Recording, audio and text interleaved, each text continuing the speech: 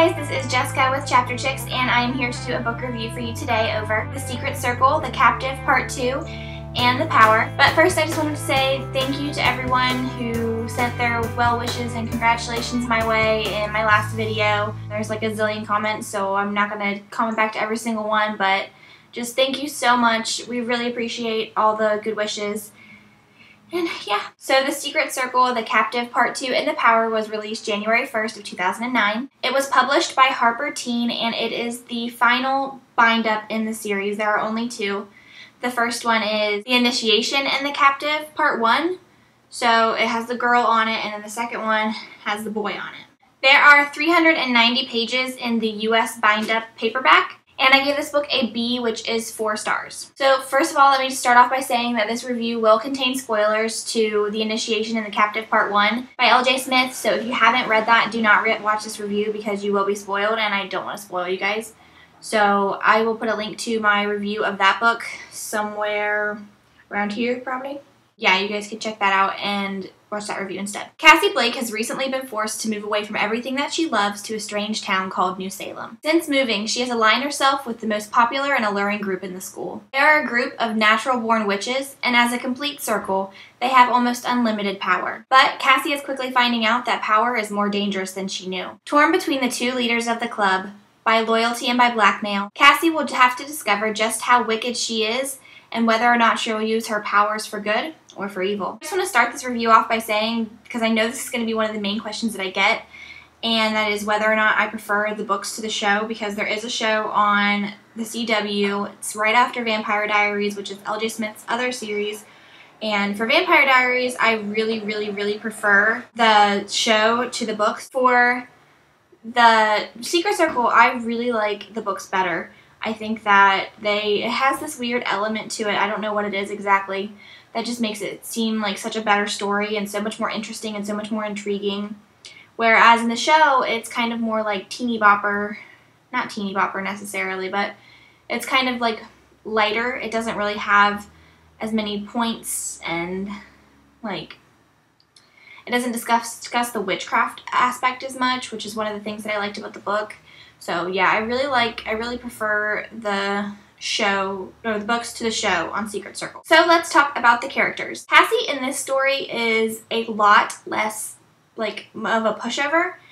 She's not really like, she doesn't really let people step on her as much as she did in the first bind up, but she also still lets people step on her a lot. So even though there is an improvement, there isn't enough of an improvement to make it less annoying or make it not annoying. She still is pretty whiny and pretty easily pushed around, but it's less annoying, just not perfect yet. I did love all of the characters in this book. Normally there's a couple characters that I don't like as much as the other ones, but in this situation I loved all of them. The only complaint I have was that they each had their own special like qualities, and that kind of was all that they were, and it really annoyed me. It reminded me of House of Night by PC and Kristen Cast, where there's the one girl who likes fashion and the one girl who likes this, and they don't say anything else unless it has to do with that. And they weren't as bad in Secret Circle. They did have some other qualities, but there was just so many characters that it was hard to get to know each of them on a personal level. But it would be way too hard for L.J. Smith to write a detailed personality of every single one, so I can understand it a little bit in Secret Circle, and it doesn't do it too bad. It's just something that I noticed. So let's talk about the plot. I love that this book is about witches, and it's about like real witches that use the elements and the earth, and even though I'm sure they're not like following actual rituals and things like that in this series, but it kind of like touches on real magic instead of just like wand magic and incantations, and I really like that. I thought it was really awesome. It's one of my favorite things about a different series called the Sweep series, and I like that. I got a magical feel. Juno! You're just showing your butt to the camera. So I really like the magical element that this series had. It was really intriguing. I always wanted to read more about the magic that they were doing, and you're not disappointed. You're not thrilled, but you're not disappointed when it comes to that. I thought this book was a very good balance between, like a very good portrayal of the balance of good and evil. It's a really big element that Cassie's faced with, whether or not she wants to follow Faye, because as you guys know, in the first one she's being blackmailed by Faye, and whether or not she wants to go through this with Faye and this evil wickedness that she embodies, or if she wants to follow the perfect, pure Diana. And it's really good. It's a really good balance, and it really plays off well. It goes through the whole thing, through the whole process of that someone would have to face if they were in that kind of situation, and I really like that. This book, all in all, was pretty fast-paced and really easy to read. I would be sitting down reading and you'd just be flipping the pages where, like, sometimes you stop when you're reading and you, like, try to see how far you've come since the last time you were reading, and it seems like you've only came, like, 10 pages in, like, an hour. But this one, I was just flipping through them. I was just getting it done. It was good. It was a fast-paced read, I think. But the end, I feel like, came a little too easily. It was a little too wrapped up, I think. And normally I'm complaining that endings aren't wrapped up enough. But I feel like this one would just... everything worked out so perfectly. And everything was just, like... there was no, like, real effort to solve the situations. After they came up with the solution, it didn't, like, take very long or it wasn't very hard to do.